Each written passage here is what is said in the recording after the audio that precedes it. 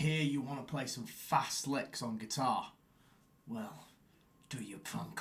Now, these are things that I've learnt over the years, and I must start by saying that this kind of thing did not come naturally to me. And some of the things I'm going to talk about in this video are things that I've learnt and that I've used to improve the speed of my guitar playing. I'm going to break this down into a list because I think that's kind of the easiest way to talk about stuff like this. The first thing that you need to remember is that accuracy comes before speed. So in order to play faster, one of the things that you've got to try to do is play more accurately. And the next few points basically highlight this idea. So you must make your movements deliberate, but deliberately small. This includes things like keeping your fretting hand fingers as close to the strings and the frets as possible as you play. Don't forget that excess movement will lead to a decrease,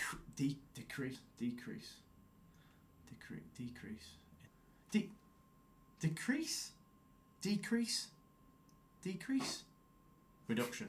Don't forget that excess movement will lead to a reduction in efficiency. And this ultimately will slow you down. So if you just check out this little example with some hammer-ons and pull-offs.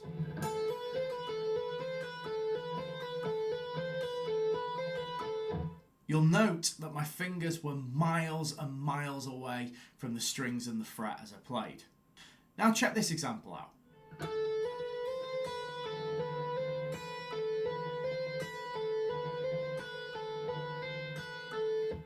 And you'll notice here that my fingers were much closer to the strings and the frets as I played.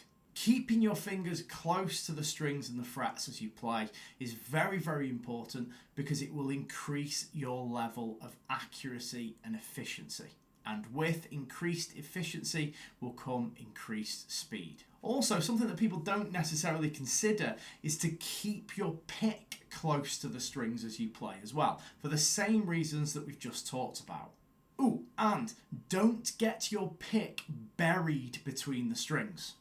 If we just imagine that this screwdriver is a guitar string and the guitar body's on that side and the outside of the guitar's on this side, what you don't want to do is get the pick buried between the strings like this, because your pick will get hooked up on the string as you try to play. As it gets hooked up, you will increase the level of friction that's experienced by the pick against the string. And this increased friction will make it harder to play your string. There's lots of resistance against the pick here. What you want to try and do is keep the pick on the outside of the string. This will reduce the amount of friction and therefore resistance, and you will be able to play faster with your pick as a result. The next thing, don't play too hard. In either a picking or a fretting sense, putting a lot of finger pressure into playing a fretted note is essentially a waste of time, because you've either played a fretted note or you haven't. It won't necessarily make your fretted note sound any better the harder you press on the frets. Probably you are playing too hard with your fretting hand. You can reduce the amount of pressure that you put on the strings, which will allow your fingers to move faster from one note to the next. I've been playing guitar a long time, and I actually watched a video by the wonderful Rick Graham relatively recently, and I realised that one of the problems that I was having with my fretting hand was that I was just playing too hard all the time. So regardless of what I was doing, whether I was playing lead guitar or rhythm guitar, whether I was doing chords or riffs, whatever, I was playing too hard with my fretting hand. That was increasing the amount of tension that I felt in my arm and making my hand, my fretting hand fingers, and my arm overall feel very tired when I played. This is actually all in your head. You just need to tell your fingers, we're not going to press as hard as we used to. It'll take you a few weeks, maybe even a few months to improve this. But believe me, it will make a difference. The natural extension of this is my next point. Make sure that you stay relaxed in both your picking and fretting arms. You know when you watch somebody play guitar and it just looks like it's effortless? Well, that's because it is. What you need to do is perfect your technique to the point where it doesn't feel like effort anymore. And my next point, this is really important, building speed on a musical instrument is a marathon, it's not a sprint.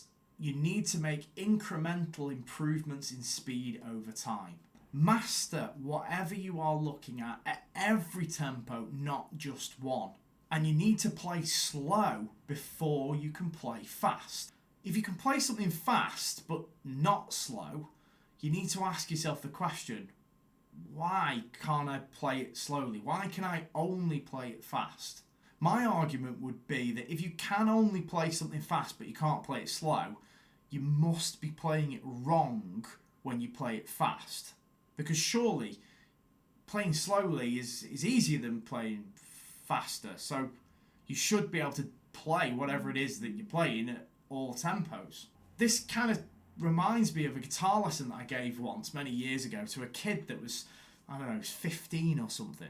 And he came in the room all full of bravado and he wanted to show me these licks that he'd learnt. And he started playing, and I have to admit, it was really, really sloppy. So I tried to show him how to slow some of these ideas down and improve the level of technique that he had so that he could then play them more efficiently when he sped them up. And as a result, they would sound more professional. But he just wasn't interested in listening to what I had to say. In fact, it got to a point where he went, why does everybody keep telling me to play slow? And then I basically said what I've just said. And he just could not get his head around the idea that you needed to be able to play something at all tempos. And that leads me to my final point. You need to try to take your ego out of this equation. If you're practicing something and you don't really like what you hear, if it sounds sloppy, if it doesn't sound quite right, then it probably isn't. And you need to address whatever that problem is. Don't just tell yourself that all you need to do is practice more, because that's not necessarily the answer. There could be something that's holding you back. Something quite simple, the way that you hold your pick, the way that you fret your notes, the way that you take your fingers off the strings as you play, the way that you pick your strings. All of the things that we've basically talked about so far in this video. You need to address those issues first before you can even think about increasing the speed of an idea that you've been working on. If you try to increase the speed of something and your technique is fundamentally holding you back, you're going to reach a plateau, a point where you just can't improve any further. But if you address these fundamental issues first, you'll find that you'll be able to play a lot faster than you did before. Okay, that's it. If you've got any questions, please don't hesitate to leave me a comment and I'll help out where I can. And don't forget to subscribe to the 60 Seconds of Shred YouTube channel. See ya!